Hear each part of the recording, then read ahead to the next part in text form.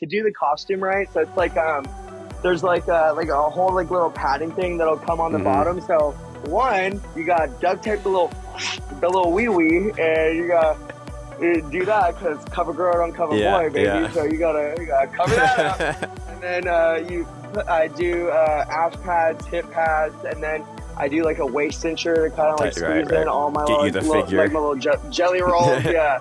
And then I'll put my silicone little boobies on, and then. But the way we do it is we layer the costume. So we do 2 costumes per show. So for instance, botch. So we'll put that costume on first, and then the Carol suit will go over that, and then we cinch the corset on top of that, and then the corset has like a zipper down the middle. So I'll unzip that, unzip the suit, jump out of it, and then I'll throw my high heels on, and then botched is already on underneath, and then I'll have my assistant throw the red dress on over me. And usually we can do it in about 20 to 30 seconds.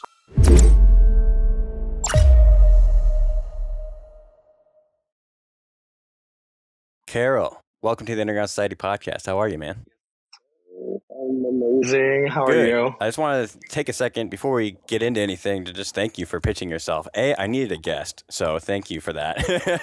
And B, as soon as you pitched yourself to me, I really didn't even know who you were before that. And I looked at your profile, and it was an automatic yes for me, just because you are doing such different things with your brand, such different things with your project. And I'm always curious about just people who are pushing the needle in, unique ways. So I think you're doing a fantastic job in that, and I can't wait to, dive into it. So thank you for being here, man.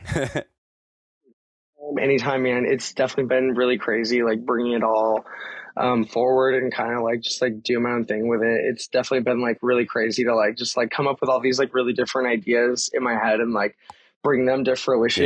Like when I was first starting off, it was like, I would come up with like really crazy ideas, but I never felt like I was like trying to bring it into like a physical object. Or I think of like, coming up with something, but then I wouldn't like actually like do it or like try to go after it. And the minute I came up with this, it's like, now it's like, we're just doing it. And it's really crazy. Isn't it a really cool feeling? I've gone through a similar thing where, I was kind of afraid to put myself out there and afraid of people's opinions. And we talk about this a lot on the show, but it's such a freeing feeling once you finally get to that point and you're like, I don't really care what people think. I'm having a good time. This is what I want to put out in the world. And it's almost like you just feel better. Yeah, honestly, it's like, it's been like one of those things where it's like it's just so freeing, and it's like so rewarding just to like see just like how other people respond to it as well. Cause it's like never in a million years would I ever thought, like I would finally get my turn, you know, and I've been doing music for roughly around like 12 years almost now. And it's like, I've been the cheerleader for like all the homies that are,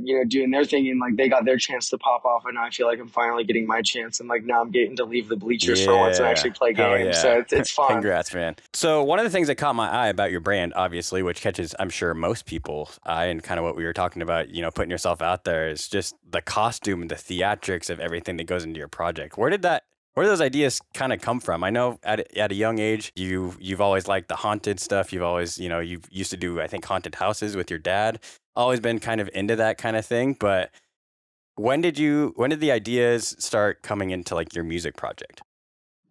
Okay, so it's kind of funny. So Carol wasn't even supposed to like really happen. It was kind of like a joke at first. So basically, like I didn't know how to brand like myself. So like me being like myself, I was like, how do I like brand this, right? And it's like, personally, I just think I'm a really boring person. Like I don't watch TV. I don't do like literally anything. Like all I do is sit at home and like work on music. So it's like, I just don't know how to make this seem like interesting on the internet so I was like growing up, it's like I worked at Cutting Edge Haunted House for like 14 years building and designing haunted houses. And I worked with a bunch of professional makeup artists to help me design the whole costume and everything. But before that, it was I gave up on dubstep for almost like 3 years to focus on more pop music. So I grew up playing piano, cello, violin, and singing, and I do acoustic work. Like I do like more like Frank Sinatra sort of stuff and acoustic music as well. So I was trying to like chase after doing that, but I don't know. I played a couple jazz music clubs and stuff, and I don't know, like everyone's like drunk and not really paying attention. Everyone's playing on their phones, and like they're very like vulnerable songs, and it's like I'm giving someone a piece of me. So I was like, fuck this, I'm gonna give up on music entirely. So it was like this weird transitional part where I'd given up on two different genres. I just wasn't feeling music anymore. And then I went to FK for my Mm. birthday, and we flew out there. And this is like the first FK back from COVID. And I'm in the parking lot. I took a bunch of shrooms. I'm waiting for my Uber.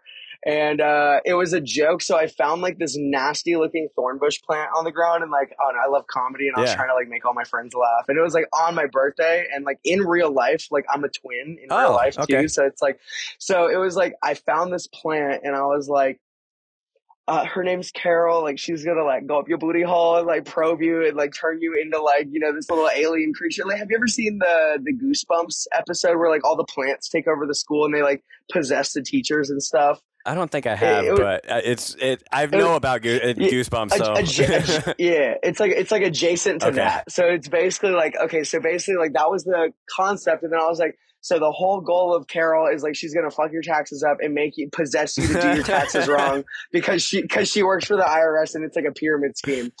And that was like the joke. And then like I like stuffed the plant like in my camelback. And as the Uber driver's like driving, like we're in the back seat, or I'm all the way in the back seat, and we're like, it's like 10 people deep in this like minivan, and we're driving, and you can see like the front review mirror. It's like you see this plant start slowly like creeping up, and this is not a small plant either. This is like a gigantic like it's basically a mini tree, and I buckle it into the seatbelt next to me, and everyone looks back, and I'm like, she's now evolved into minivan Carol, and everyone starts dying, and she's taking the form of a minivan now, and she's gonna drive us to the IRS building. And that was like it was just everyone's just laughing.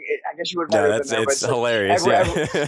everyone's dying. So then the Uber driver is like, "Oh, it's the revenge of Carol." It's So like the Uber driver's in on it. Yeah. yeah. So, but he doesn't know it's about a Oh, plant. okay. Like he's Okay. like driving, Okay. not paying attention, and he was like, "You can't kill what's already dead." So I'm not even joking. Like the minute we get back to the hotel, it's like within the snap of a fingers that like all kind of hits me. Like I literally, it was almost like a magic trick where it was like, I'm like, oh my God, no straight man is ever going to use that old white lady name as a DJ name Yeah. ever. Whatever. And Yeah. I was like, that's perfect. And then I think of the costume. I was like, it's like a mannequin girl. Mm-hmm. And then she like can shape shift and turn all these different shapes and shit. So I'm like, that's perfect. And then so I went to Icon in Oh. LA for music Okay. school, and by the way, also to anyone that's wanting to go there, I would say it's a lot different now. It was bought out, but I will say I didn't have a great experience when I went. They told me that my music sucked and that I shouldn't make different music. And yeah, I don't know. I had a really interesting experience Damn. going there. However, I took every single sound design bit and every like thing that they told me is absolutely wrong. Everything that I shouldn't be chasing, everything that was like, too Mm-hmm. forward thinking. I took all of that shit, put it into a huge folder, and that's how all the first Carol music came to be, and Cool. how like the first Yeah. album came out. So I basically took everything that everyone didn't like, and I just put it in a folder, and I used the technical skills I had from working on pop music for a couple years to recalibrate like my own new kind of genre in a way. And That's sick. I don't know, I just kind of we made it happen. And then I got the costume. I started hitting up friends. So right when I got back from FK, we started like designing the costumes. It took us maybe like 6 months, and then we were ready to debut. And then I made about I think 40 or 50 originals within that Damn. time span as well. And yeah, and then we're ready to go for it. And I did my first all original set opening for Sweet Tooth as direct support to like Okay. test it Yeah. out Yeah. in Yeah. Dallas. And the minute I saw people light up, I've never seen a crowd light up like that. Not in a way where it's like people are in the mosh pits and pushing each other, but it's like when people look at it, I can tell they interpret it differently because it's like they're soaking in the show and they're not playing on their phones. They're not dancing around. They don't have their backs to the stage, like talking to their friends. Like everyone shuts the hell up and they pay attention. And I was like, wow, like that's probably the most respect anyone's given to me or with any Yeah. creative stuff I do. And like, it made me fall in love with what I was doing again, like in a different kind of way where I was like, I feel like I finally found what represents me as a Which is person. different than obviously what you were saying with the whole jazz thing where everyone's on their phones and distracted and not really paying attention. You're like, this is, yeah, I'm sure as a musician, that's what you want. You want eyes on you. You want people to be paying attention to your performance and everything like that. But I have yeah, no shame. I'm a total diva. that's dope. I love the eyes on me. Yeah. Well, most people who perform, that's the whole point, right? So I'm very curious about, you were saying how you were meeting with different costume designers and stuff like that. Where did you, I guess, first get those connections, and where did that kind of start? Because from the outside perspective, it's like, damn, did you just do this all by yourself? But it's cool to hear that you also had help with it too.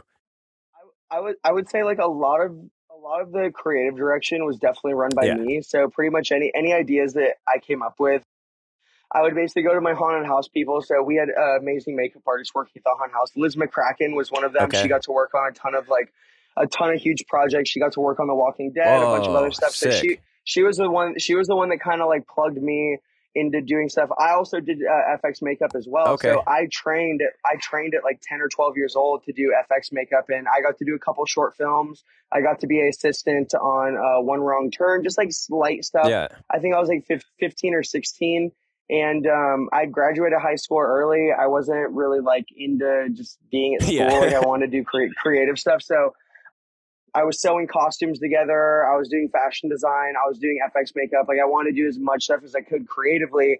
So it's kind of like when Carol came to be, it's like I got to, because I've always been like a jack of all trades with Hmm. everything.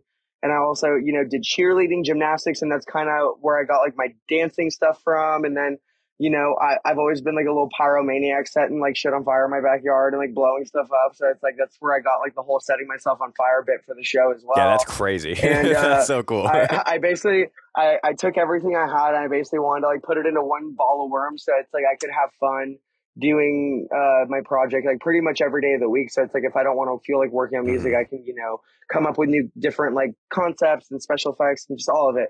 And it's really weird. So also with this project as well. So like meeting the people with that help me come up with, these weird pockets. So like I'll come up with an idea. So like the first year we come up with the project, it's like me and my dad do like everything together. And I'm sitting with my dad and I'm like, dude, like I want to do like this whole list of ideas. So the first list, and this is for the first Carol World that we threw, which is like my curated event series. And we can get more into Yeah, that yeah, later. yeah. But it's the first show we throw. It's like I was like, I want to have a mannequin go ziplining above the crowd on like a clear zip line. I want to do pyrotechnics, and then there's a huge water tower. It's like there's a huge outdoor stage, and then there's like a huge like water tower right behind the stage. I was like, I want to 3D map the water tower and put all my visuals on the water tower. And I want to, bring in a huge sound system. I want to just fucking like whip it out. Like I want to whip it out for this show. So, and then also like I was like, I want to pull up in a hearse. So there's 4 months into going into before the show, before we like debut this curated event. And it's just so crazy. So as we're building up into the curated event, weird small coincidences just start lining up where it's like I start dating this guy Okay. and he just so happens to be a funeral home director. Yo. So he introduces me to a friend that owns a funeral home and is able to get me a hearse. Perfect.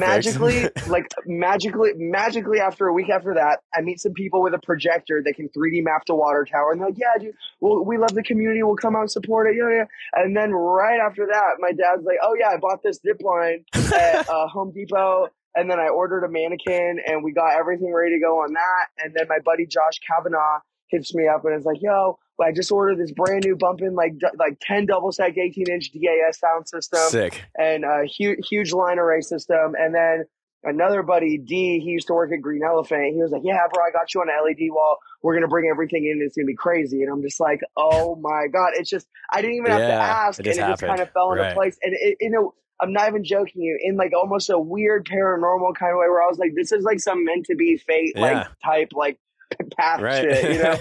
So Yeah, when things happen to so we fall in get your lap like that, it's like, and especially when you're not like trying to control it, it's just happening. You're like, yeah, this is like literally meant to happen. well, not only that, right? So it's like it still like trips me out. So it's like, so we're sitting there, and me and my dad, like, we're not really promoters. Like, Yeah. I'm more of an artist, and my dad is just so supportive. So it's like, I'm like, dude, like, we need to sell the show out. So we print like 25,000 flyers, and basically just has a QR code of the ticket. Me and my dad dressed up in costumes, like hospital gowns, and went around Dallas for probably 2.5 months straight, handing out flyers Thursday, Friday, Saturday, Sunday from 8 Sick. p.m. to 2 a.m. every night until we handed out pretty much every flyer. And then we even went to Kinko's and printed another huge stack and did that the week Good for you of. guys for just And we, being like, we we're making this shit happen.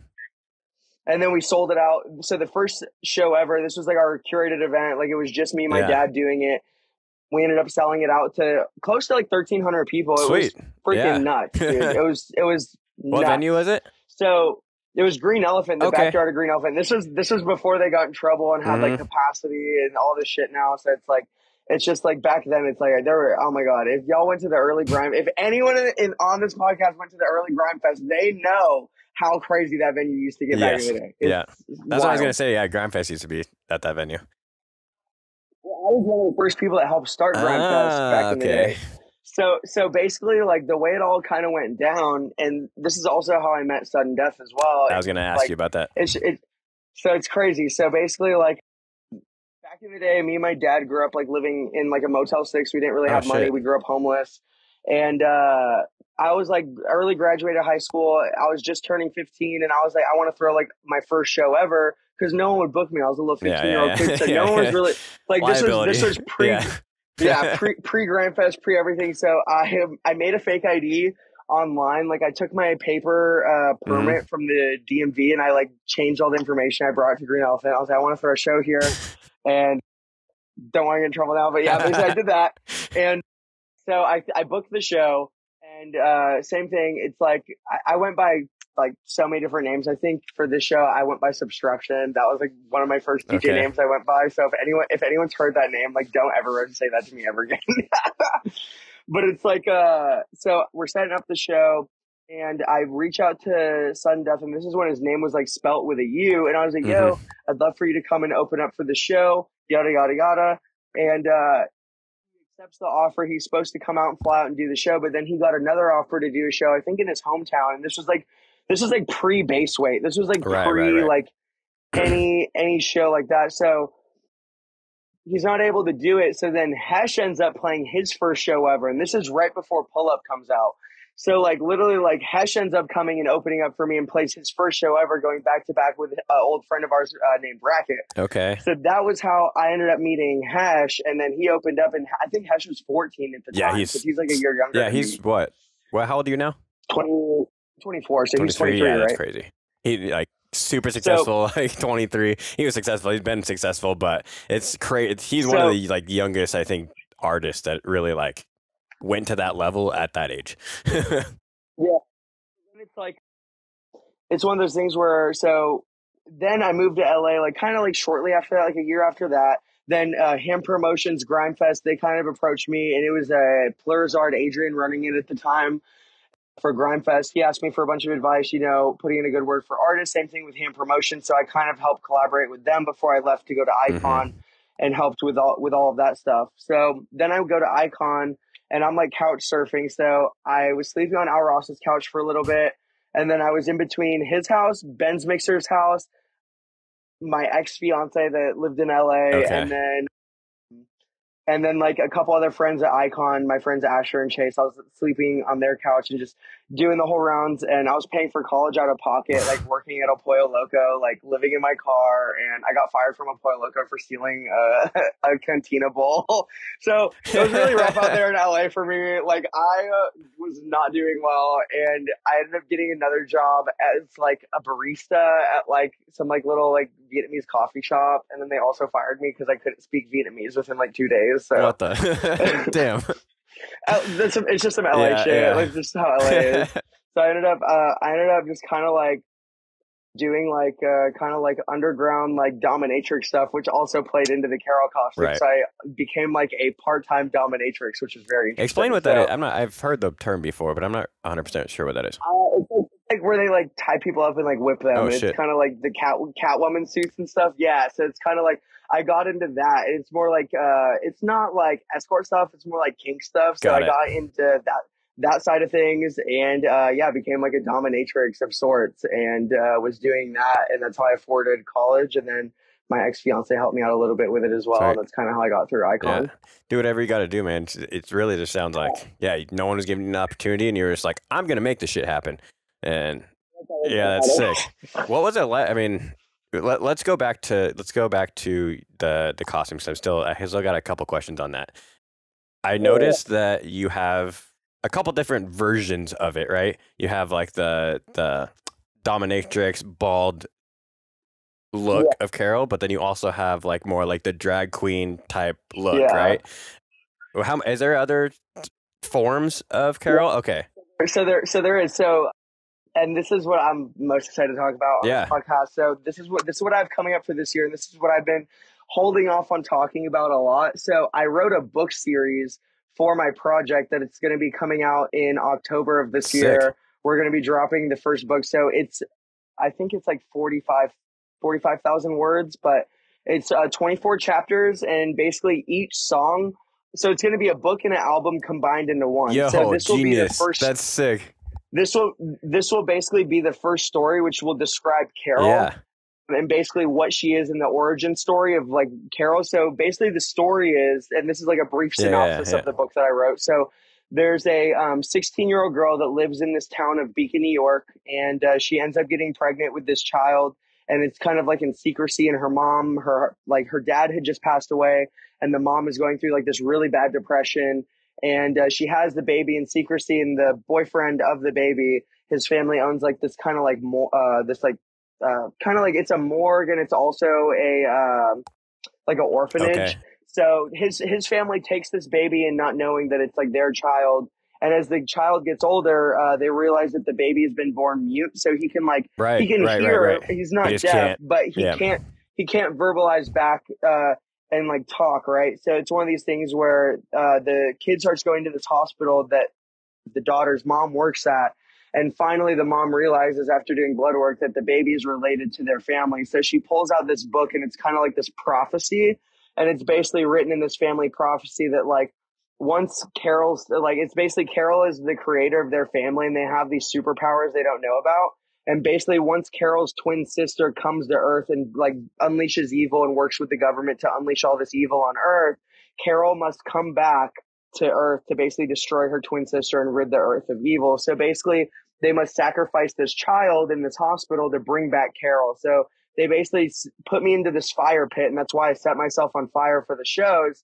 And all the special effects line into the book. So imagine kind of like a Rocky Horror Picture Show sort of thing, but it's like what I'm doing with the book. It's like a live performance play of the book that I'm writing. So basically, I come back to life in like this huge pit of fire, but then time freezes over in the hospital. So basically, the entire rest of the book is me going through kind of like this Uncle Scrooge thing where it's past, present, future. And there's like, so I come out of the, like, time being frozen, and it's like I'm having to fight all these different monsters inside of the hospital. So it's kind of like if Dungeons and Dragons like gave birth to like a Silent Hill inspired Okay. like Yeah. collab, Yeah. Yeah. So it's one of those things where as I'm going through, I do all these trials and tribulations. There's kind of like a decision and a pathfinder where it's like he's like the control of decay, and he's made from like cafeteria food and has like this huge cage over his head. He's kind of like the path leader, and he kind of like tells me like you must find this key to unlock, time and unlock time again so you can destroy your twin sister. And basically my twin sister had rigged this whole hospital to freeze time over and try to kill me. So there's booby traps everywhere. And as I'm going through it, there's one part where like there's like an elevator shaft, and I'm crawling through it, and it starts to fill with water. And then I kind of like I'm floating around in this emptyless void, and I see like my childhood home from like more like medieval times, like village, and I float to it, and I see like all these horrible things happening to me as a kid. And yeah, it's just like I see like what turned me evil and who put all these curses on me to make me Carol, and it's kind of like just shows you all these That's different super cool. dissected parts of it. And then at the very end, I break free, and then my twin sister escapes to a different planet. And then you find out that Carol's a shapeshifter. So every 2 years, I will shapeshift into a new character, and then a new book for that character will come out. And then the Cool. theming can keep evolving. And that's why my curated events are called Carol World, Got because it. Yeah. I'll keep going to these other worlds and keep doing like these shows based on those books and stories. So right now we're kind of Where did experimenting this with it. idea come from? But Because this is so expansive and like so much detail. Where did you come up with this? So I wanted to relate to my fans a lot and like be vulnerable. So I had a really twisted childhood that like with a lot of like really twisted Yeah. things. And I wear my heart on my sleeve. And like growing up as a kid, like CPS tried to take me away from my mom like a lot. And my mom would always tell me to like lie and stuff. And it was like one of those things where like I inherited like this habit of like over exaggerating. And it was something like I grew up so ashamed of. And I wanted to like take everything I went through. And I actually have a twin sister in real life. We just don't talk because she's like kind of homophobic and Got it. stuff, Yeah. So I got kicked out for being gay when I was like 12 or 13. Damn. And same with my dad. My dad was super supportive over it, and we ended up living in a Motel 6 because of Got it. it. So it's like one of those things where I wanted to recreate my whole childhood, and I feel like it was more of a therapeutic thing as well. And That's I dope. I was going I was That's how going through these you kind really of like leaned into the creativeness, well. and like it pushed you into that as like almost like you said, like a coping I was such a mechanism. I was such a flamboyant child. Yeah. Like I always had like this because I got no attention growing up, and I think that's where my drive comes from. Because I'm always chasing, wanting to feel Hmm. accepted and wanting to like feel like my parents are proud of me. But I don't think I'll ever get that from my mom. And I'm it's sure a lot of people who are gay or who are in that position can definitely relate with. So oh one yeah. thousand percent, and it's one of those things as well where it's like so with the whole story, right? It's like I want to take the one quality I hate most about myself, which is like being this big personality, being this over exaggerative kind of person that doesn't feel like I can ever be myself, and use the one quality and over exaggerate the story of my childhood with different Hmm. characters, and kind of a mirrored image of how people viewed me. Like they viewed me as this horrible monster for being flamboyant and for being a different kind of thing. So Right. basically Carol is like a mirrored image of how my mother viewed me as a kid. And it's kind of like how, me wanting to do drag at 12 or 11, it's just the trauma that came from that. And it's a mirrored image of how people treated me Hmm. growing up as a kid as well. Hmm. And it's kind of like when I looked in the mirror, that's how I viewed myself from what other people said to me and how they made me feel. That's amazing. Thank you for sharing that, and thank you for being such an open book. Do you think that because you are in the EDM world, do people or fans or people in the scene? I feel like it's a very accepting scene when it comes to that. What has been your experience with that though? Because I don't know if everyone can agree Oh, with that, uh, or if you can see things I differently. would say it is and it Okay. isn't, and it's crazy because so like I get shadow banned a lot on like all my social media platforms because I get like hate comments on a lot of stuff. So like and I don't want to say because I don't want to get like Yeah, the yeah, video yeah, yeah. demonetized or anything, but it's like a lot of like stuff. So it's crazy too because it's always a girl with butterfly wings that'll be up in my comment section saying some like crazy stuff to me. But what I've learned is like, okay, Bitch, you're I wearing will say butterfly this: wings. Shut up. there, there, there there's nothing. Hold on one second. Let me, You're plug this good. in. There's nothing that someone could tell me that I haven't said already 2 feet away from the mirror. Yeah, So say yeah, it again, yeah, girl. yeah. Like it's like you're not it's like there's nothing that someone's gonna tell me that's gonna make me feel a certain type of way. And I want to just show people. I feel like there is like also like this weird discourse where it's like I'm doing something that's like not necessarily like drag, but it's like it meets this weird line Hmm. because I don't believe in pushing agendas. I believe that I'm Tristan, but I just so happen to like penis. Yes, that does make me gay, but at the same time, I don't care. If you are boy, girl, they, them, whatever, I don't even give a fuck about any of Yeah, that shit. It's just what's your name? What's your name? Are you a good person? And that's all I care about. And I just want to spread that message where it's I like, agree man, with like that. So you can literally be anything you want in life as long as you're not a shitty yeah. person and you get to wear your heart on your sleeve and you get to inspire other people with dope art and you get to make someone feel emotions and like things. And that's the whole point of what I do. I don't want people to necessarily like what I do. And I tell everyone it's like I like performance art, and Lee Bowery is by far the biggest inspiration behind my project. So Fecal Matter, Lee Bowery, they're crazy fashion Okay. designers and just some of the most prolific people in the art world that are like so forward thinking, and I'm so passionate on them and like just their projects and their movement because when they do these art exhibits, like their whole concept is to not necessarily like okay when you go to an EDM show, it's like oh I'm on someone's Right, right, shoulders, right. Cascade, like it's just it's happy, right? But it's like I want to evoke like up to 3 emotions per show, so it's like if I can make you feel dread, if I can make you feel uncomfortable, if I could even make you upset enough to where you turn your back and walk out of a show, I'm doing my job as an artist, in my opinion, where it's like, it's not necessarily I'm trying to ruin your night, but at the same time, I made you feel something that is a emotion that you're not necessarily supposed to feel Right. in this moment. And then the next part of the show, you might be really happy. So it's like, I got to literally make you feel these different kinds of emotions and push these buttons in your brain and make you That most artists feel don't different.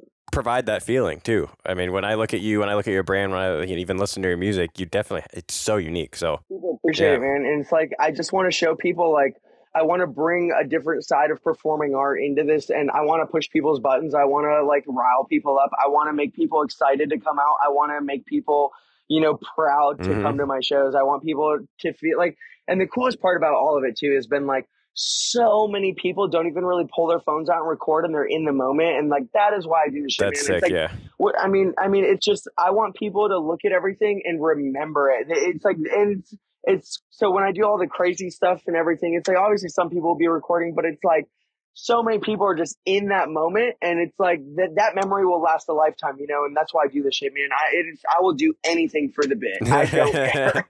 That's awesome. Talking about people's, sometimes maybe difficulties or judgments that are passed on to you. I want to talk about your difficulties, because I saw you mention in a couple of your posts on especially Instagram that shit's getting in your eyes. It's hot. You're on the verge of passing out. Like, you're uncomfortable doing this. So how do you continue to push through that and continue doing what you need to do, even when it does get uncomfortable for even yourself?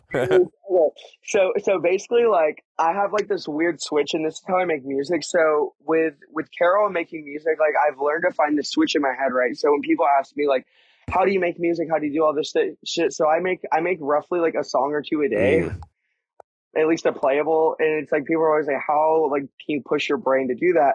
So I don't think, like, I have this weird disassociation switch in my head, which is probably not healthy, but I have this weird switch in my head where it's kind of like I can like zone out and just go to a different place where it's like I'm almost like outside of my body, and my brain and hands will just kind of like go Yeah, into yeah. work mode, and I just zone out. I zone out. And it's the same thing with the costume. The minute it zips all the way up, it's just kind You're of locked like in. that. I enter that mode. But the minute I get off stage, that's when it gets crazy. So to do the costume right, so it's like there's like a whole like little padding thing that'll come on the Mm-hmm. bottom. So one, you got duct tape the little wee, and you got do that because cover girl don't cover Yeah, boy, baby. yeah. So you gotta cover that up. And then I do ash pads, hip pads, and then I do like a waist cincher to kind of like Right, squeeze in right. all my Get you the like figure. my little jelly rolls, yeah. And then I'll put my silicone little boobies on, and then the suit will come on. So, but the way we do it is we layer the costume. So we do 2 costumes per show. So for instance, botched is, so we'll put that costume on Mm-hmm. first, and then the Carol suit will go over that, and then we cinch the corset on top of that, and then basically we'll have just a mask on the side of the stage, and so the first part of the show I'll be in like Doc Marten boots, and then Yeah. the corset has like a zipper down the middle, so I'll unzip that, unzip the suit, jump out of it, and then I'll throw my high heels on, and then botched is already on underneath, and then I'll have my assistant throw the red dress on over me, and usually we can do it in about 20 to 30 seconds roughly now. But the way we've been doing it is like, so we film short films for all the different books. So for each character, it has its own movie. So for the beginning of the show, there'll I be was a going to bring that 3-minute up little earlier. I short was like, dude, film. you should turn this shit into a movie. Yeah, so we are planning on turning into it like little short films. And it's That's funny. So dope. right before I flew out here, so we just did Carol World out here 2 days ago. I'm in Dallas Okay. currently, about to go back to Denver. But it's like we just did that, and it's like, man, like it's just crazy to like see so many people respecting what I do now, because man, like, to have everyone tell me I was crazy for years Yeah. wanting to do, not even years, but like when I first came up with it the first couple months, everyone kind of laughed in my face like, you're gonna be a dude with titties, and everyone judged me. Even people in like the back of the scene does not like what I do. I will say that the people in the industry that run it, they do not like what I do at all, and it is so hard for me to get shows, because now it's like I have this shiny toy and this shiny concept, and who wants me to open up for them? No one, because it's like, and it's not even in an egotistical way. It's just like I'm doing something that's really different, and it might change the dynamic of the show, and they don't necessarily want that. So it's kind of like now I have to kind of throw my own shows now because of that. But it's been really hard to like kind of get the social media push going and kind of like figuring it out, because there's not really a blueprint to what I'm doing. Like if you're just a Mm-hmm. DJ, you can see how other Yeah, no people do one's their doing. social media No, posts I've never and seen what works any for of the aspects them. that it makes up the Carol Project. Again, I'll say it again, so unique, and yeah, you don't really see. I think it's because it's people's opinions, or I don't even know what causes people to not, in my opinion at least, and I see other artists, and I know you also know Nick Cherwink, who's been a life coach and someone who I work closely with. My Yeah. goodness, I love But him. I love him he so talks a much. lot. He's someone that I very much look up to, and someone who guides, my career and other people, friends of mine careers. He's always like it's a good thing. Like we want to see different. We want to see you be yourself. We want to see all that, and it's like you're doing that. But then the people who are running shit are like, except for that. Like I want different, but that's too different. Like what? Well, so what I've realized, right? So when I was first doing Carol and I had the first version of the mask, which wasn't really Hmm. that expensive, I could open up for other people's Yeah. shows and people were letting me open up for them. The minute I upgraded and got my expensive costuming, filmed the movie, started to work with, this indoor drone That's the kind of company, shit that started like doing the bigger top stuff. guy, like Sudden Death, doing. Like that's I do you work with anyone who Sudden Death works with? Because he does a shitload of theatrical stuff too. So my whole team, Travis Wiley of Grid Lasers, he is my laser guy that I bring everywhere. Abby, she goes by VJ Blanket. She is my VJ girl that helps me run the entire show, and she is so amazing, by the way. And then Travis helps me with my pyrotechnics as Okay. well. And then I have my costume team that works at Cutting Edge Haunted House. They're Yeah, yeah. absolutely phenomenal. Shout out all my haunted house family. And then I have my two managers, Helen and Jonathan from Gridlock, That's and then right. I You're with have my Gridlock. agent Yep, Camilla yep. from AB Touring. So they've been so amazing with me, and we kind of just like, and then also my assistant Tori, she's amazing. So we all just kind of have gotten together and like we just brainstorm now and we just shoot ideas off of each other. Now it's kind of like turned into this fun thing where it's like now with social media and we see how well like the little blonde hair botch thing is doing. It's like, oh, we're playing Oh into yeah, this so you much should. now. So it's like it's one of those things. So now coming up, we're doing a charity fundraiser for homeless LGBT youth in Very Dallas, and we're going cool. to do a car wash. So we're going to do a car wash in a couple weeks, and we're basically going to dress up like the botch characters. And I hired a bunch of strippers. So basically, we're going to do a horror. So we're going to do a horror car wash, and we're going to do it at a morgue, and we're That's basically going sick. to we're going to get a DJ to fucking chop rhythm like out front of the morgue. So Yes, while you pull through, it's going to be a rhythm horror car wash sort of thing. perfect for And your then we're going to brand. all the proceeds we're going to do also to be a food drive as well. So any canned goods, Hmm. any food, we're Man, going I to be wish I lived raising closer. all I'd of that and bringing come it on to a out. food bank. Well, Carol, one of the last Carol Worlds, the biggest one I've ever done, PK Sound came out and they sponsored me on Stage Systems. So on Stage Systems are the people that build all of Yeah, yeah, EDC. yeah. So every little scaffolding thing, every LED wall, every PK Sound, it all comes from this woman. So the main owner flew out for my show, and I wrote an essay in middle school saying like how much I wanted to work with PK Sound. I literally drew like a little image of like the stage that I wanted to Yeah, design, and I had a bunch of people loan me some money for it. It was quite literally prolifically like the most bringing my thing to fruition and concept that I've ever done to make my project at least like shine, at least show people what I'm able to hmm. do. And that's when we debuted all the brand new masks. So Right, right, PK right. Sound came in. One of my buddies that works in cahoots with Circus Olay, he designed these indoor drones that no one's really gotten to use before, but they're these close proximity drones. He actually just went on Dubai's Got Talent with them, but he built these drones that are like insane, and you can do them above a crowd, like at least two It's feet tiny. away from a crowd above them, because they're tiny and the fans can't really Yeah, get caught in yeah, hair and yeah, they can't hurt you because they're in a little cage. So we've been using those with him, and we set this whole show up. And then at the very end of the show, we had a stripper pole installed, and it was at this old club called Vivas Lounge, RIP. They sadly lost their business because of people being assholes and moving yeah. them out Yeah. and raising their price on rent to build condos because they're assholes. But it's like they owned a burlesque club, and Oh, okay. I wanted to do something cool for this. So it was a burlesque club. It wasn't an Right, right, EDM right, show. Like right. they don't really throw EDM shows there. So we're setting it all up. It was probably the most stressed I've ever been in my entire life. But it's like to prove my concept, do it all there, and just man, it was probably like the best. I still cry about it to That's this day. awesome. I normally am not proud over most things I do just because I'm such a Right, perfectionist. But man, right. like that was definitely one of them. That's cool. But it's like working with all these different companies, and it's just been quite literally, like I said. So the first Care World, we had that list of things where it's like I want to do all these ideas and different things. Bro, I had a list of 40 ideas that I wanted to do for the first year, and we did every single one, and they all magically fell into my Let's lap. go. Every single one of them. So Bravo. it's like now for this year, and also the other part of it too. So for that show, we designed escape rooms. So to Oh, get cool. people there early for the show. So this is how we did the last thing we did for charity. So we did a clothing drive for homeless LGBT youth. However, if you showed up early, you basically got like $10 off the escape room, and then everyone got a free hospital gown. So everyone walks in, they get a hospital gown, and then there's like an orange pull tag on the back of the hospital gowns. And then we set up metal chain link fences all throughout the venue, put like little metal barrels everywhere. And then we went to Goodwill and got a bunch of little boxes, and we folded up these little notes and kind of caught them on fire and Okay. weathered Yeah. them and put random names on these punch cards. And we put maybe like 130 boxes all throughout the entire venue. And then we had scare actors basically chasing you to try and pull your orange pull tag. And the whole goal is to get as many birth certificate little thingies, Yeah. cards as you can without getting your orange pull tag pulled. So imagine like a laser Yeah, tag that's arena where it's sick.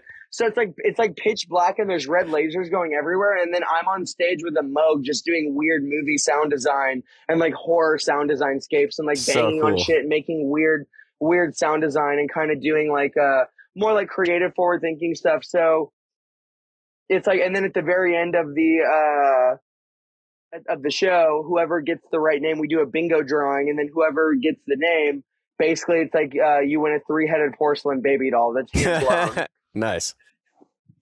How much did So all this stuff cost, man? It sounds like there's a lot. I mean, with costumes, I know that shit's not cheap. Like, how do you get the funding for this? Is it all self-invested? Like, self-invested for the most part. There's been a couple people that have loaned me some money along the way. However, it's like pretty much everything is funded by me. So I had to work sushi jobs in fine dining. I'm not gonna necessarily say like sugar daddy stuff, but it's like kind of along the lines of more like doing dominatrix work, right. you know, Whatever you can to work. get the money for yeah, it. Yeah. Like I literally was working as many jobs as I could, and it's so in total. I don't really feel like saying a number because it's a lot, but it's like it was like I will say so the masks themselves are probably like 6,000 or 7,000 a piece. So yeah, that gives you a good idea right there. Yeah. I will say it's definitely now it's in 6-digit numbers for sure. Wow. Of how much I've spent. Wow. Yeah, you really just the level of commitment too, right? Because you don't know if this shit's gonna work, but but you're just going for it. and not only that, well, I'm planning on building so this is more of a 10-year goal, but I'm planning on building a haunted house facility called Carol World. Yo, and basically that's sick. So basically imagine we're going to have a facility that's a music festival venue. So basically you can camp out there, and while you're camping, they scare you and fuck with your tents. And then I just patented a new design for a haunted hayride experience where basically it's like a party car. Mm-hmm. And it has, so Subpack is a company that makes subwoofer backpacks for like cars, stuff like that.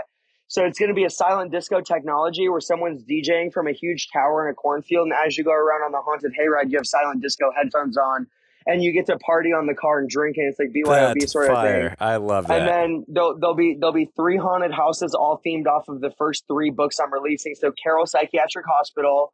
And then there'll be Botched, which is a abandoned strip club, sort of like really like you're walking through like empty stripper closets, and there's like weird, scary strippers. It's like a scary stripper haunted house. And then basically the third one, and I'm not going to try to spoil it, but it's going to be like medieval castle sort of themed.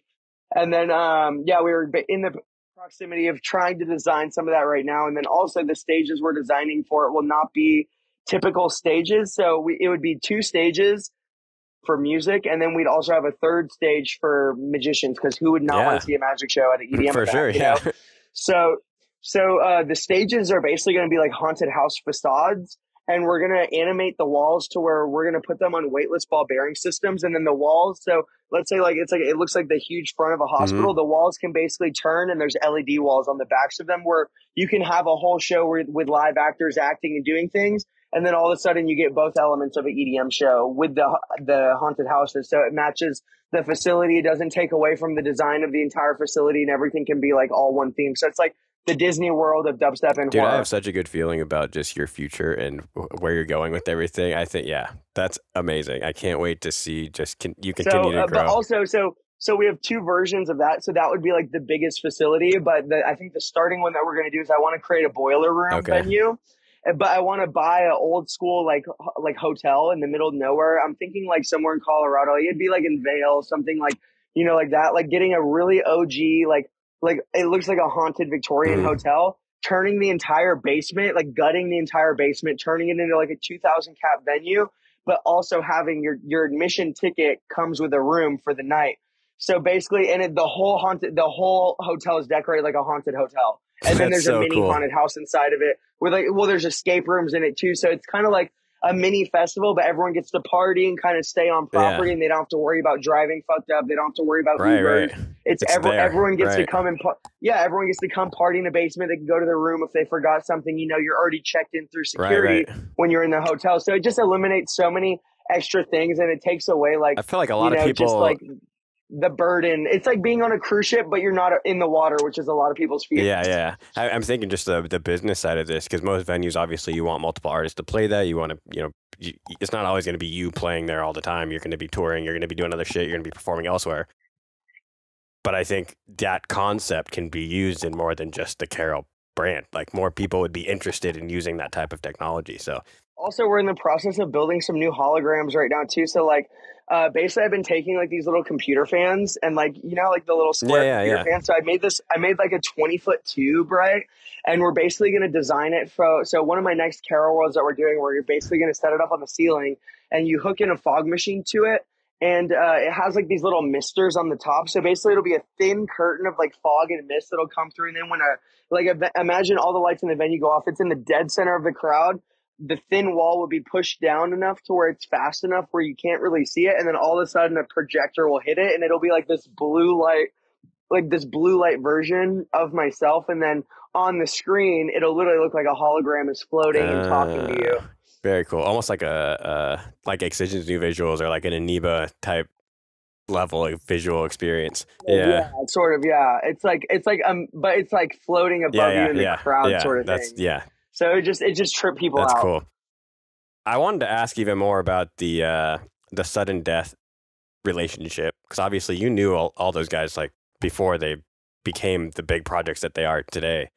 Are you still close to those guys? And how much of that, or I guess, has aided you at all in your success as an artist? So the first summoning. So after I threw the first Carol World, Danny messaged me on Facebook and was like, "Dude, like, I thought you were like giving up on this stuff. Right, Like, I'm so right. proud of you." And he didn't know. So the first summoning, Ben's mixer, which is like that's my Yeah, brother. yeah. That is like my best friend. He brought me out for like 45 minutes of his set at Okay. summoning, and Danny watched that. When he saw the costume, he like almost teared up. I was like, "Dude, like this is gonna be Yeah. insane." And then yeah, like, and then I got booked for the second summoning, which was amazing. And then he brought me out in San Marcos to play a show with him out there.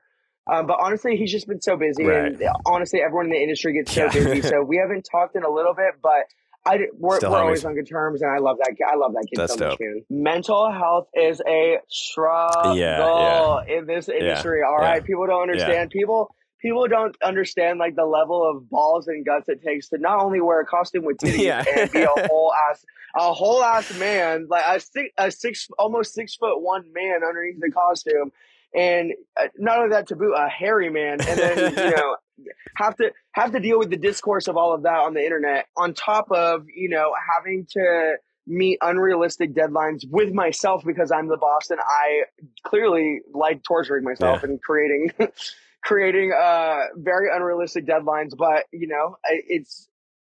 I would never change a single thing about Yeah, it, though. yeah. You mentioned your sister and kind of your mom Yeah. in that situation, and kind of their homophobia, right? And getting hate for Yeah. who you are naturally. So much anymore. So like, it's not so much anymore. Sorry, I No, didn't mean you're to interrupt. good. Go ahead with the Just question. tell me a little bit more about that and what, like, where it comes from, other than those two people. It So growing up, like I grew up Catholic. Okay. I played Yeah. violin in like the Yeah. Catholic church and stuff. And Yeah, I'm yeah, like confirmed Catholic I as got well. I don't practice it, but I know a lot about it. altar Yeah, I know. boy. Me too. That's why I'm Yeah. gay. That's why I'm gay. So no, so it's one of those things where it's like, I don't know, man. I've learned that it's like I can't change other people's like perceptions of Yeah. me, and I don't get me wrong, like I still love my mom and my sister, Okay. like, and I don't want anyone to like send hate to anyone because that's Right, like right. not cool either. And I feel like there's this really weird thing that we're in where it's like a lot of people feel like they're being allies towards people by sending hate out to like Just making things people worse. that are like Yeah. that are not understanding, but they don't understand like when you go to someone and you like say you should kill yourself because you said this word or this and it's offensive to me, but you're not gay or this, that, and other. Yeah. It's like, bro, like that person's going to hate me even more. There is knowledge is power, and it's like having level-headed conversations and being able to talk about stuff and be able to, talk about taboo subjects, be able to discuss things that make us uncomfortable, which is exactly what I do with my project, but just in a different way without making it political. But it's like, it's showing people to make people feel uncomfortable, do all these things. It pushes your brain into these other spaces you normally don't get to feel. So it's like, yeah, like life isn't always perfect. And also not everyone is supposed to like you in life. Like that's what life is about. And it's, it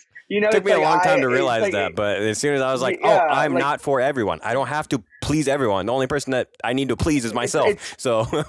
It's I don't know, man. It's for me, I would never change anything that I've gone through in my life. I love what I've been through because it's taught me so much and it's humbled me a lot to show me that, my mom is that way because she had a really screwed up childhood, but it's also, it's not my issue to educate her, but it's not my problem and I don't need to educate her. I don't need to give her all these tools. That's her own thing. But also at the same time, it doesn't mean I don't love her. It just means that she's still learning and going through her thing, which is okay. We're all going through things.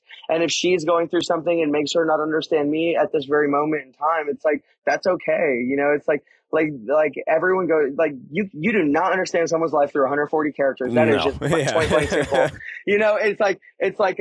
It's just, I think everyone just needs to have a little bit more love in their heart nowadays, man. It's like the world is going through like so much hate and stuff in it. And it's like people wishing ill on other people, man. It's just like, be yourself and worry about your own stuff and mind your own business and don't be a hypocrite. Just do your own thing and just, focus on you, baby. And, if someone doesn't accept you for who you are, just know you got your back at the end of the day. And if you love yourself, you can fucking make it through literally anything. And if you don't love yourself, that's okay too. And you will make it through that. It's just, it's okay to not be okay, but at the same time, it's also okay to love yourself. It's okay to experience these things. It's okay to be sad. It's okay to experience human emotion, and it's okay to not have people like you. Honestly, fuck them. Sometimes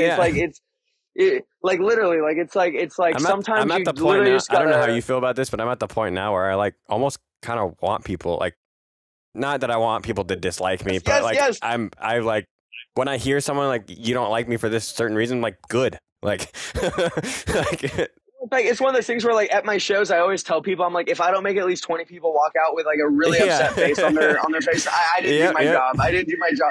I didn't do what Carol was there to do. So yeah, man, it's just, I don't know. I love doing what I do just because it's like, I get to talk to a lot of people and I feel like I get to be a part of a movement for my community, and I feel like I get to, also do something that's, just pushing the boundaries and showing people that you can be unapologetically yourself and you can do all these different things in the industry. And it's like, you just get to be something that not everyone is used to seeing, that's all it is. It's been this like, it's been like this amazing thing. And I don't know, I'm really proud where I've gotten to taking it. And it's unapologetically like just me at the end of the day. I feel like people like I'm an open book. Don't get me wrong, but also like I'm not going to go to Twitter to tell people or vent and go and like talk about like my whole like life story on there, And it's one of those things where it's like I want to do it in a creative way where people can relate to it more because it's like there's only a certain amount of people that are going to be able to relate to me being a gay kid that wasn't loved. But there's a lot of people that are going to be able to relate to a bunch of monsters and goblins not liking each other, So it's kind of like my way of creating my story in a way where other people can interpret it and get whatever they need from it. And I don't know, I channel and I let whatever ideas come through my head and I just organically allow things to flow through me. And the minute I have an idea, like if I thought of an idea to build a pirate ship ride that could, and this is what I did when I was 10, and this is just an example of how my brain works. It's like when I was 10, I was in like Catholic school and there's literally like a pirate ship boat and I drew it and I was like, if it swings hard enough, it can launch it over the ocean. But it's like, I truly, in every part of my soul and still to this day, I believed if I actually tried hard enough, I can make that happen. And it's one of those things where like, I believe in my heart and soul with every ounce and orifice of my entire body that when I think of something, I'm like, I know it'll happen. It's already happened. It's happening right now. And I will do it. And then I do everything in my power. If I can't build a gigantic haunted house complex right now, I'll go to Walmart and buy Play-Doh and start sculpting stuff out. And, if there's a will, there's a way. And like, I don't let anything stop me and I don't let anyone tell me what I can and can't do. There's very few people on this planet, I think, that have that innate like belief in themselves of just like I can think of something and turn it into something, and I think that's what a lot of artists are very good at. You being, that person, but you just take it to a whole nother level too. Like, you're like, I have these ideas, and like, there's a line usually with certain people where you're like, okay, that's kind of unrealistic. But for you, you're like, yeah, it's unrealistic. I don't give a fuck. I'm doing it anyways. Exactly. Yeah.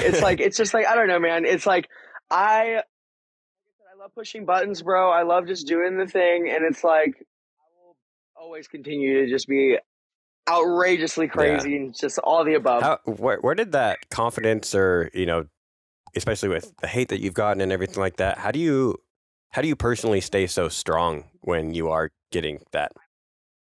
Make fun of myself every day of the week, and I literally, like, it's just, if I say it to myself, it's gonna mean nothing when someone else says it to Hmm. me. So it's like, I love comedy. I like, from what I went through as a kid, I have such a raunchy sense of humor. Yes. Like, I love stand-up Me comedy. too. Like, me and my friends roast the hell out of each other. And all my friends are like straight dudes. Like, I'm friends with like a bunch of like male strippers. I always be over there.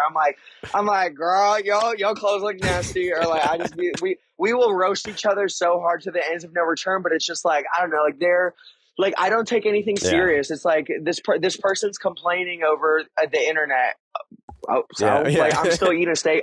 I'm still eating my steak dinner, macaroni and Hmm. cheese today. Like, you live you do you, girl. Yeah. But it's like, at the end of the day, it's like, I don't know. Sometimes it does get to me, but it's like, at the end of the day, like, those are the moments where, like, I'll call my dad, I'll cry for 2 seconds, and I'll pull up my big girl skirt and I'll go and eat Taco Bell and fucking suck it up, and I move on with Yeah. my day. It's just, that's just how you have to be. And it's just like, if you want to work in this industry and you want to like do things that are like this, you have to have the toughest skin. If not, like my skin is made of leather, baby. Like, my feet are literally hooves from walking in these shoes.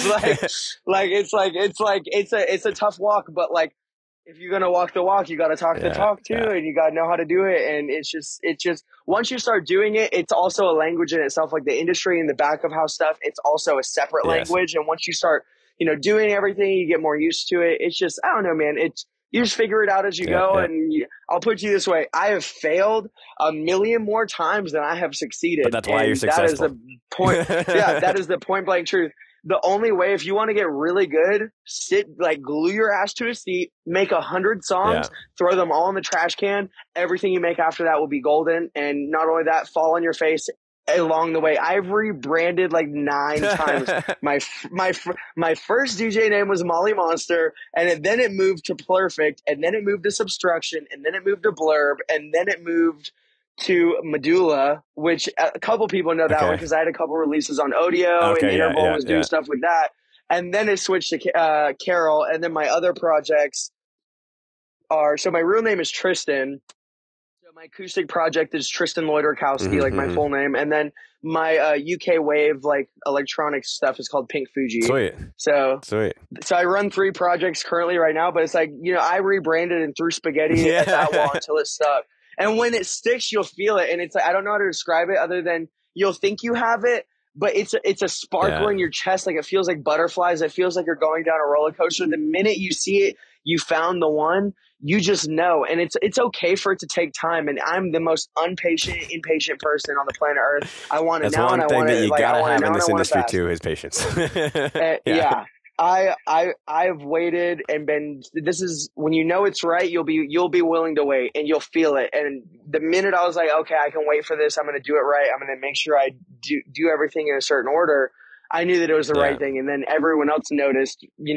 Because it's everyone in Dallas, like my hometown. It's like when I walk around, everyone's like, dude, like, it's kind of crazy to, because it's like, I talked about this at the club, and it's kind of like, doing a crackhead elevator pitch to people, being like, no, and then I'm gonna wear the costume with boobies, and I'm gonna do a stripper When you show, hear and that, I'm you're gonna do like, this. "You're what? You're gonna do what?" Yeah, and then it's like, it's like, girl, I don't know about all that, but then you do it, and then it's like you finally get to bring your idea to life, and then it makes sense because it's like, I have to realize people don't see what I see in my head because I'm Right. such a visionary Yeah. person. Like, I can I relate with I that a like have lot. like I literally will stare up at walls and just disassociate, and I see visions in Hmm. my head, and I just see, and it's like, but it's like very extremely detailed, long orientated visions where it's like, it feels like I'm there for like a week, and I see everything. I see all the gears. I see how, the whole house is built for a haunted house. I see all the Yeah. animatronics. Yeah. I see in that way. And it's just, I don't know. It's hard to get like even with my managers, my managers are fucking pimp as hell, but I mean, sometimes I'd be explaining my ideas to them, and they'd be like, Huh? Yeah. "This is crazy," and I know that they see it differently in their head, but then when they see it in person, they're like, Yeah, you yeah, know, yeah. Yeah, Gridlock's a good team to work with. You know, obviously Amorphic and Gorilla T are probably their two top guys right now. But even with them, like just how much they've taken off with under that management and everything that they've been able to do themselves over the last few years, like you're with the right people, I think, too, for what you're trying to do. So, and I see them being very supportive of that because the rest of their team is not, no one comes close to what you're trying to do, but it's kind of in that same vein of just like, if have an idea, make it happen, you know? yeah. We are getting to an hour, so we got to wrap up here soon. But I did want to ask about your dad, and I know we've mentioned that a few times, but I'm gonna cry. My dad is like my favorite person on I the can planet tell. Earth. Just So my I dad, know how like when I supportive came I out, know how dude. supportive of you that he is, but what, and even to the point of did your parents get a divorce when you left, or what happened there? If you can't talk about it, To I don't okay, want to that's talk about fine. that just because like that's a little personal. But me and my dad are so tight, and but like it's one of those things where it's like my dad is so supportive. Like you don't even understand. Like it's like growing up as a kid. Like I was so flamboyant. My dad would stick up for me and literally be like, if anyone makes fun of you and calls you Uncle Tom or anything, you better go to that school and you better beat their ass and tell them that they can't talk to you that way. And when I want to dress up as a drag queen and go to school, my dad would go to Walmart, get me makeup, help me get into my drag queen outfit when I was 12 years old, and he would send me to school with a pink wig on and high heels. And if anyone wanted to talk shit, my dad would pull up to that school and scream at all those kids. And he stood up for me more than anyone else. My dad literally would take a bullet for me. Sounds like And it. when we were homeless, he would take his last $5 and give it to me so I could go and have fun with my friends. He would fucking do anything for me, man. Anything on the planet Earth. And it's like, so if you watch the videos on my social media, like when I give birth, that's my dad coming out of me. So it's like, and he helps me build everything. And then it's like every year for charity, me and my dad would build a haunted house in our backyard every Yeah, year. Like yeah, that's all yeah. we did. So when we worked at Cutting Edge, like when the animatronics would break, they would give them to me as a present. And they would say, if you can fix them, you can have them. So every summer I'd go around the neighborhood. And this is another way, like my drive started. So I'd start in June going all the way to Halloween. I would knock on every single door in my neighborhood because my family didn't have money. So I'd knock on every door in every neighborhood and I'd make a sheet and I'd tally which houses answered. And then if they didn't answer, I'd come back the next day and walk. And I probably walked at least, there was one time I walked 4 miles down to different neighborhoods. I would start at 8 a.m. and go to 5 p.m. every day all summer. And I raised at least $60,000 to $70,000 every year in money to Damn. build my haunted house every year. And our haunted house is on Fox 4 News every year. Wow. It was literally our whole backyard. It had a roof over it, and I would design it all summer. Me, my dad, that was like our That's thing we did amazing. together. And then we were sponsored by Children's Hospital, Lowe's, and Home Depot, and Wow. like all these Damn. different things. So and then also in the neighborhood, and we never charged people to walk through it. We would raise money every year for at least a kid in need, either in our neighborhood. We would find one specific child in need in our neighborhood and help their family out, or we would donate all the money to Children's Hospital. But they buy coffee with it, so we ended up kind of leaning back from that, and we started going more personal Yeah. and helping. There was one child that needed, I think it was a kidney transplant, and it was really Oh shit. expensive, and they didn't have the down payment money, so we raised like $8,000 for That's them. sick. I love that. Not only are you following your creativity and everything like that, but you're also doing it in a way that you're helping the LGBTQ community now. You are helping, children in need back when you guys are doing the haunted houses. Like you're also serving people in a greater way, which is amazing too. So yeah, my dad taught me like to have a really big heart, and like I'm literally gonna cry. Like my dad is like literally the nicest person ever. It's like my dad taught me like how to like actually like be myself and like how to like be a fucking like actual yeah, man, which is like being yeah, yourself, being unapologetically yourself, like taking things by the balls and not letting them get to you, like not letting people fucking like get you down. And like the amount of people that try to knock me down is like a lot. It's like it's when people think like I'm doing this, they're like, oh, like the gays are up right now, like he's definitely winning. We're no, not. no, So it does become a lot, but it's like I wouldn't be able to do this with yeah, my dad at all. Like I literally would not be here today if it wasn't for him and the way he supports me and just everything in general. And it's like that's literally my you best got friend. lucky, Like it's like man. we do everything. Like it's like, dude, like I could talk to my dad about sex Yeah, life. I could talk to my dad about STD scares, just everything, like really personal, like invasive stuff. It's like anything in general. I can call my dad and cry on the phone and There talk to needs him. to And be my more dad parents like will, that. dude, and my God. dad comes to every show. He's never missed a show. And like all the kids in the crowd, more people know my dad than me in the crowd. Everyone's like, it's Tristan's dad. And I'm like, and my mom's a bitch to my dad. My dad loves the attention because he gets treated so poorly by my mom. My poor dad. Well, that sounds like you got very lucky with the dad that you got. And that's so amazing, especially someone in your position who, has faced so much adversity. You at least have someone on your team no matter what. And I feel like I have that. Shout out to my mom, because that's how my mom is with me. And just having that, at least that one person that, like, no matter what will be there for you, that it's a game changer. And I think that's what gives us the strength to really chase out after our craziest, wildest dreams, and really like pursuing what we truly want in life, and having the courage, like you said, to be yourself. It's all of that. There needs to be more parents like that, man. And I want to be a parent really bad someday, and that's someone that I strive to be that way too. I want to have a fun family business, that like my kids can get involved in. Like I ideally, like when I find a partner one day and like, I settle down, like I want to adopt kids and like do that whole bit. Before we wrap up, what are you most looking forward to this year? What's on the timeline? So album release is coming out in October. Okay. I have new merch coming soon for October as well.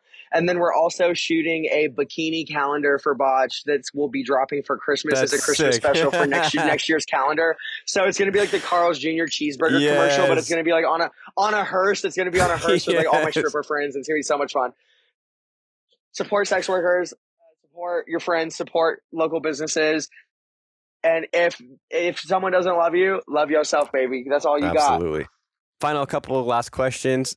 If there was one piece of advice you could give yourself when you first started to pursue this music career of yours, what would the advice to your younger self be?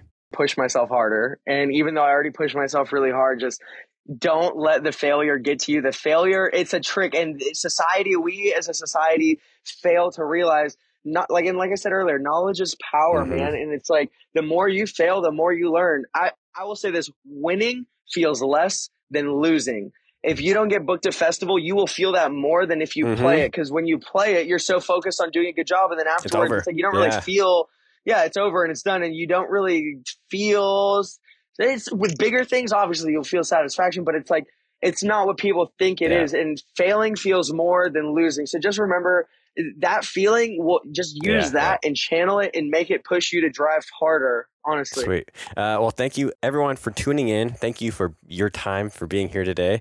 Please make sure to like or subscribe here on YouTube. Drop us a 5-star review if you're listening on any audio streaming platform. And I hope everyone has a good week. And shake that booty.